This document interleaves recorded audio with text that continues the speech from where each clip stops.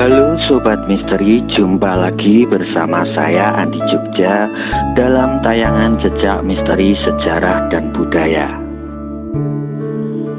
Pada tayangan Jejak Misteri Sejarah dan Budaya kali ini, saya ingin mengajak Sobat Misteri untuk membahas jejak misteri dan sejarah yang ada di Cepuri Pantai Parangkusumo, yang lokasinya tepat berada di Pantai Parangkusumo, Kecamatan Kretek, Bantul, Yogyakarta. Tapi sebelumnya jangan lupa tekan like, subscribe, serta tombol loncengnya agar Sobat Misteri bisa mendapatkan konten-konten jejak misteri, sejarah, dan budaya yang menarik serta terbaru pastinya. Pada tayangan kali ini mungkin bagi Sobat Misteri sudah banyak yang tahu dan mengenal serta mendengar tentang Cepuri Pantai Parangkusumo, Yogyakarta.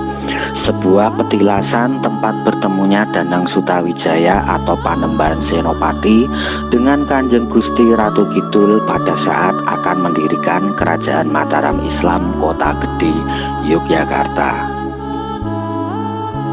Pantai Parangkusumo merupakan salah satu destinasi wisata yang ada di daerah Bantul, Yogyakarta.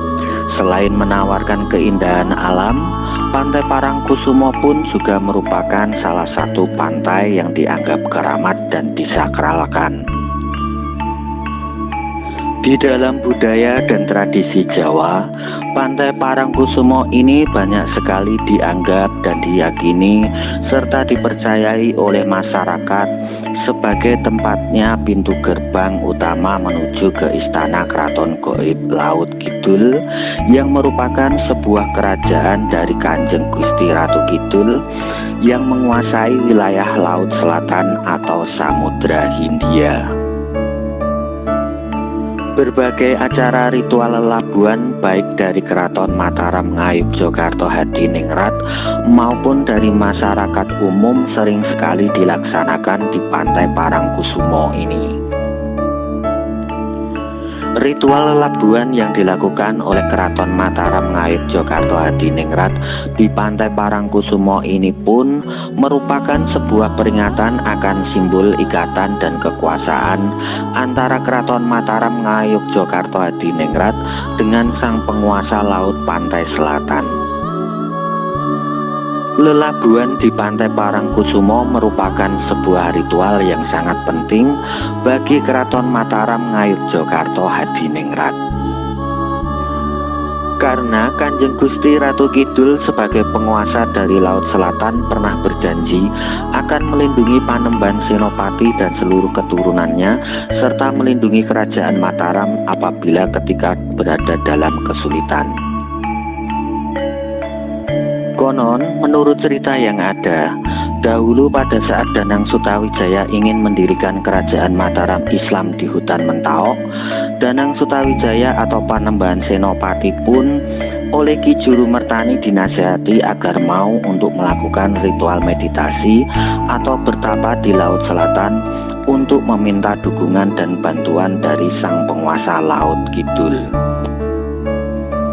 Dan atas dasar nasihat dari Ki Jurumertani tersebut, Panembahan Senopati atau Danang Sutawijaya pun akhirnya melakukan ritual meditasi atau bertapa di Pantai Parangkusumo yang merupakan sebuah pantai kecil yang ada di pinggiran Laut Selatan. Meditasi yang dilakukan oleh Danang Sutawijaya tersebut pun sangatlah luar biasa. Karena meditasi yang dilakukan oleh Danang Sutawijaya tersebut telah mengakibatkan dan menimbulkan kekacauan di Kerajaan Gaib Laut Selatan, sehingga air Laut Selatan pun menjadi pasang dan bergejolak. Ombak pun menjadi besar dan tinggi serta menghantam pantai. Meditasi yang dilakukan oleh Danang Sutawijaya pun telah menimbulkan sebuah hawa panas di Kerajaan Laut Selatan, sehingga Kanjeng Gusti Ratu Kidul pun keluar untuk mencari penyebab pergolakan hawa panas yang terjadi di kerajaan Laut Kidul tersebut. Dan karena hal tersebut, Kanjeng Gusti Ratu Kidul pun akhirnya mendatangi dan menemui Panembahan Senopati serta mengatakan bahwa niatan dan tujuan serta harapan dari ritual meditasi dari Panembahan Senopati pun telah dikabulkan oleh Sang Maujud Agung. Kemudian terjadilah sebuah perjanjian antara Panembahan Senopati dengan Kanjeng Gusti Ratu Kidul. Dan berdasarkan babat tanah Jawa, hubungan antara Raja-Raja Mataram dengan Kanjeng Gusti Ratu Kidul telah memperkokoh legitimasi kebudayaan kepada Sultan atau Raja Mataram.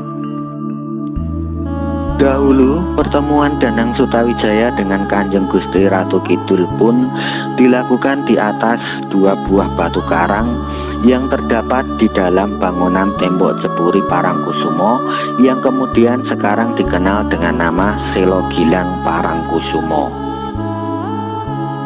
Dan karena dari cerita yang sudah turun-temurun tersebut, sampai sekarang pun cerita tersebut masih dipercayai dan diyakini oleh masyarakat Yogyakarta.